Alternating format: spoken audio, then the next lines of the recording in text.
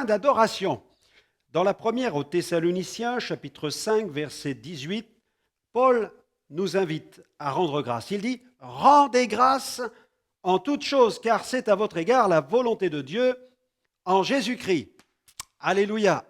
La louange est bien plus qu'une phase du culte. C'est le moment où l'Église élève le nom de son Seigneur avec des chants d'allégresse. Il ne faut néanmoins pas oublier que nous ne pouvons pas le célébrer n'importe comment. Dieu regarde au cœur et il connaît notre sincérité. Dieu n'agrée la louange que dans la mesure où la vie de celui qui le loue est en harmonie avec la parole de Dieu.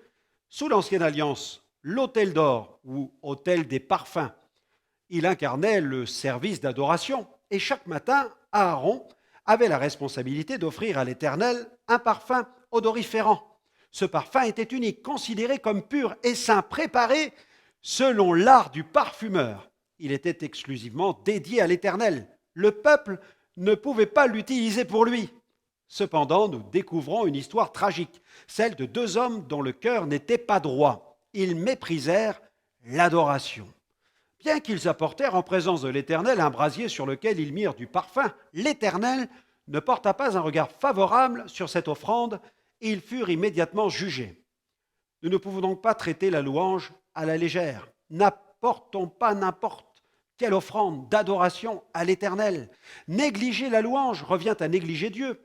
N'offrons pas de parfum étranger à l'Éternel. Purifions notre cœur et revêtons-nous du vêtement de louange.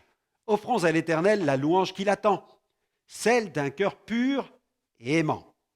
Je vous recommanderai cette prière aujourd'hui.